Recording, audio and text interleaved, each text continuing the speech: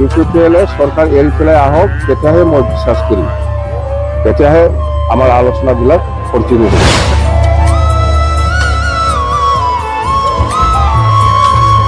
बिथांनि बाथ्राया जेब्लायबो दुइमुखी। बिथाङा फारनै खर' गोनां जिबौ बायदि।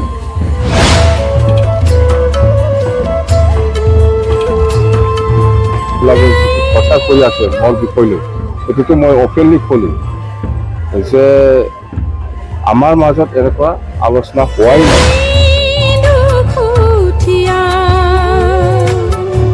জাষ্ট আলোচনা হৈছে BTC পৰা DPF আৰু UPPL লগ লাগি বিজেপিক কেনেকৈ আউট কৰিব পাৰে, সেইটো বিষয়লৈহে আলোচনা কৰিছে।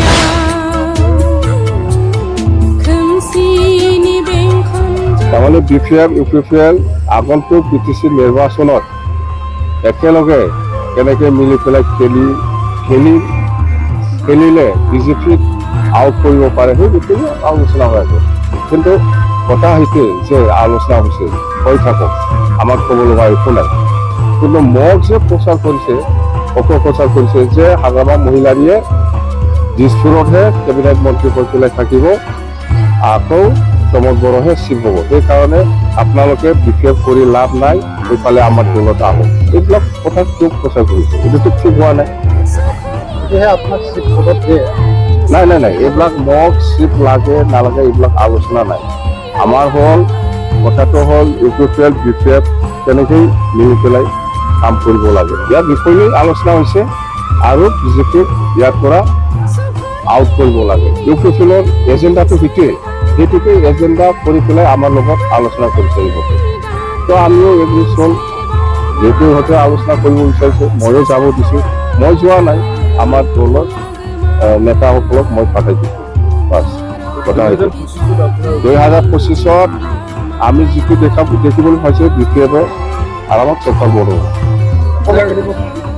BPF অকলে খেলিব, BPF অকলে খেলিব, কাৰো লগত এলায়েন্স নাই। আজি UPPL-এ আলোচনা কৰি আছে, এইফালে কিবা একটা আলোচনা কৰিব, এইফালে কিবা একটা প্ৰচাৰ কৰিব, এইটো কেনেকৈ বিশ্বাস কৰিম আমি। অন্ততঃ BPF-এ ছিংগেলি খেলিব আৰু ছিংগেলি মেজৰিটি পাব BPF-এ। সেইখন মানে আমি এবছলিউট মেজৰিটি পামেই, অন্ততঃ এবছলিউট মেজৰিটি পাম। আমি 25টা তলত BPF দলে নাপায়। তো হৈ আছে আলোচনা ভালে চলি আছে, কিন্তু মাজত কিয় এইবিলাক প্ৰচাৰ কৰিছে, সেইটোৱে আচৰিত কথা। সেইকাৰণে কৈছোঁ মই, আজি অপেনলি কৈছোঁ মই যে UPPL-এ চৰকাৰ এৰি পেলাই আহক, তেতিয়াহে মই বিশ্বাস কৰিম, তেতিয়াহে আমাৰ আলোচনাবিলাক কণ্টিনিউ হ'ব।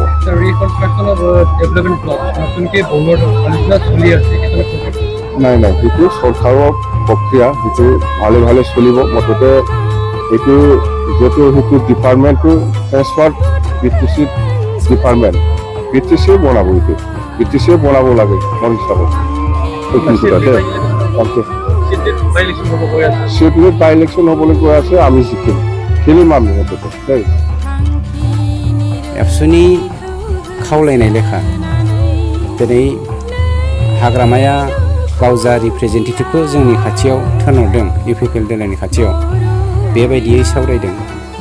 खिन्थु बर' हारिखौ जे खौसे जाजानो लुबैया, दिनै हाग्रामानि खुगानिफ्राय बाथ्राया क्लियार जाबाय। मानोना थांनाय MCLA बाय इलेक्शन जोंना मन्थु बर' बिथांनि कख्लाबारिनि बाय इलेक्शन टाइमाव बिथाङा बे एखे बाथ्राखौनो लाबोनानै बर' हारिनि गेजेराव किक एन्ड किस पलिसिखौ लाबोदों। दिनैबो बेखौनो बिथाङा खालामनो नागिरदों। जायखिजाया बेनि सायाव बर' रायजो राजाया बिसार खालामगोन। 35,84,062 जोंनि BTR बासि, बे BTR बासिया बेनि सायाव बिजिरगोन।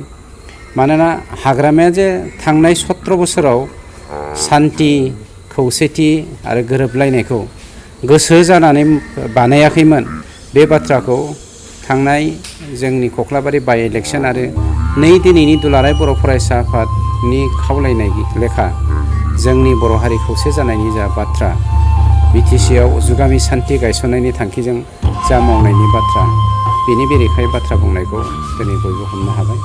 गतिके बिसारखौ रायजो राजाफ्रा होगोन आरो BTR बासिया होगोन।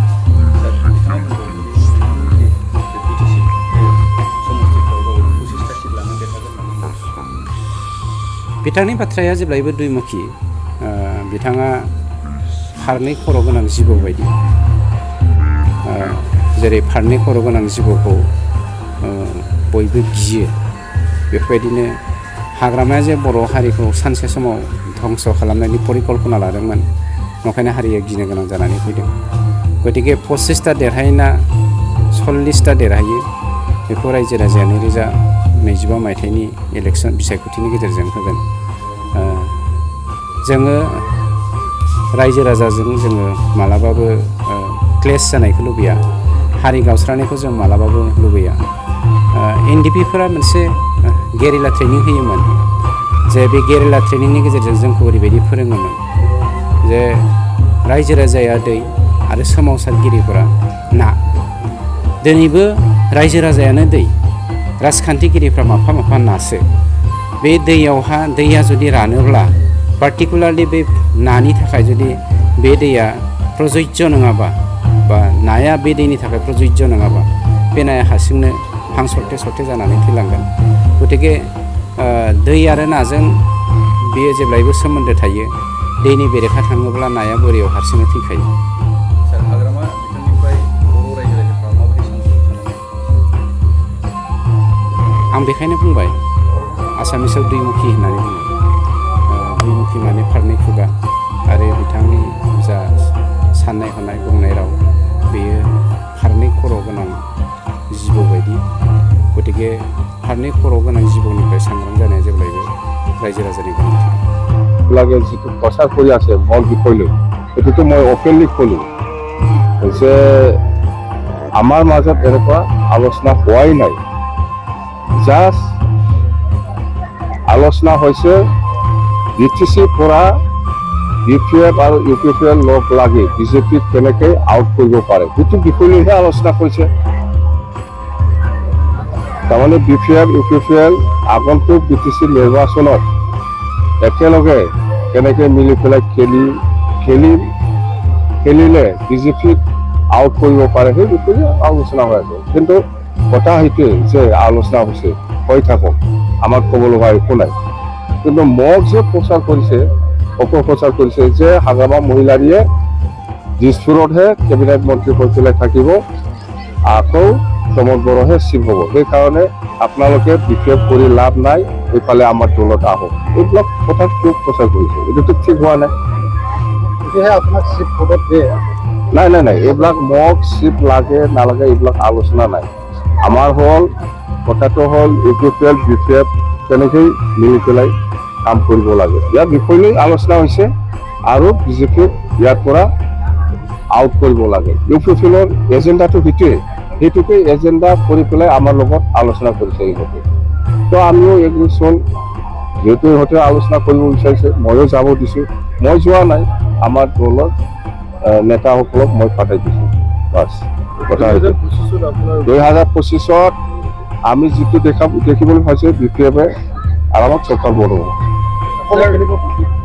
BPFটো অকলে খেলিব BPF অকলে খেলিব কাৰো লগত এলায়েন্স নাই আজি UPPLে আলোচনা কৰি আছে এইফালে কিবা একটা আলোচনা কৰিছে এইফালে কিবা একটা প্ৰচাৰ কৰিব এইটো কেনেকৈ বিশ্বাস কৰিম মানুহ অন্ততঃ BPFে ছিংগেলি খেলিব আৰু ছিংগেলি মেজৰিটি পাব BPFে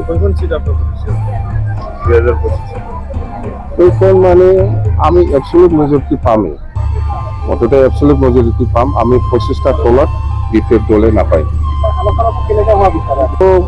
হৈ আছে আলোচনা ভালে চলি আছে কিন্তু মাজত কিয় এইবিলাক প্ৰচাৰ কৰিছে সেইটোৱে আচৰিত কথা সেইকাৰণে কৈছোঁ মই আজি অপেনলি কৈছোঁ মই যে UPPLে চৰকাৰ এৰি পেলাই আহক তেতিয়াহে মই বিশ্বাস কৰিম তেতিয়াহে আমাৰ আলোচনাবিলাক কণ্টিনিউ হ'ব ৰিকনষ্ট্ৰাকশ্যন অফ ডেভেলপমেণ্ট ব্লক নতুনকৈ বনোৱাৰ আলোচনা চলি আছে নাই সেইটো চৰকাৰৰ প্ৰক্ৰিয়া সেইটো ভালে চলিব মুঠতে এইটো যিহেতু সেইটো ডিপাৰ্টমেণ্টটো ট্ৰেন্সফাৰ BTC ডিপাৰ্টমেণ্ট BTC বনাব এইটো BTCয়ে বনাব লাগে মোৰ হিচাপত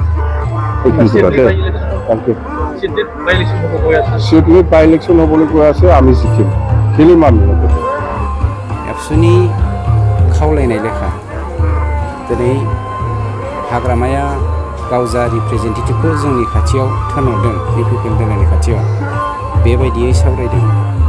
खिन्थु बर' हारिखौसो खौसे जाजानो लुबैया दिनै हाग्रामानि खुगानिफ्राय बाथ्राया क्लियार जाबाय। मानोना थांनाय MCLA बाय इलेक्सन जाना मन्टु बर' बिथांनि कख्लाबारिनि बाय इलेक्सन टाइमावबो बिथाङा बे एखे बाथ्राखौनो लाबोनानै बर' हारिनि गेजेराव किक एन्ड किस पलिसिखौ लाबोदों। दिनैबो बेखौनो बिथाङा खालामनो नागिरदों। जायखिजाया बेनि सायाव बर' रायजो राजाया बिसार खालामगोन। 35,84,062 जोंनि बिटिआर बासि बे बिटिआर बासिया बेनि सायाव बिजिरगोन। मानोना हाग्रामाया जे थांनाय 17 बोसोराव सान्थि खौसेथि आरो गोरोबलायनायखौ गोसो जानानै बानायाखैमोन बे बाथ्राखौ थांनाय जोंनि कख्लाबारि बाय इलेक्सन आरो दिनैनि दुलाराय बर' फरायसा आफादनि खावलायनाय लेखा जोंनि बर' हारि खौसे जानायनि जा बाथ्रा BTCआव जुगामि सान्थि गायसननायनि थांखिजों जा मावनायनि बाथ्रा बेनि बेरेखायै बाथ्रा बुंनायखौ दिनै बयबो हमनो हागौ। गतिके बिसारखौ रायजो राजाफ्रा होगोन आरो बिटिआर बासिया होगोन।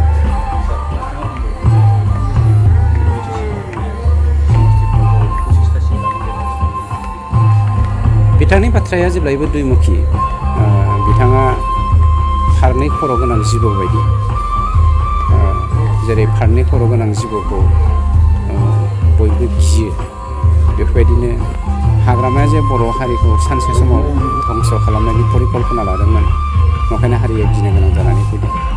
गतिके 25टा देरहायोना 40टा देरहायो बेखौ रायजो राजाया 2025 मायथाइनि इलेक्सन बिसायख'थिनि गेजेरजों होगोन। जोङो रायजो राजाजों जोङो मालाबाबो क्लेश जानायखौ लुबैया, हारि गावस्रानायखौ जों मालाबाबो लुबैया। NDPफोरा मोनसे गेरिला ट्रेनिं होयोमोन, जे बे गेरिला ट्रेनिंनि गेजेरजों जोंखौ ओरैबायदि फोरोङोमोन जे रायजो राजाया दै आरो सोमावसारगिरिफोरा ना। दिनैबो रायजो राजायानो दै, राजखान्थिगिरिफ्रा माफा माफा नासो। बे दैया जुदि रानोब्ला पार्टिकुलारलि बे नानि थाखाय जुदि बे दैया प्रजज्य नङाबा बा नाया बे दैनि थाखाय प्रजज्य नङाबा बे नाया हारसिंनो हां सरथे जानानै थैलांगोन। गतिके दै आरो नाजों बेयो जेब्लायबो सोमोन्दो थायो। दैनि बेरेखा थाङोब्ला नाया बोरियाव हारसिंनो थैखायो।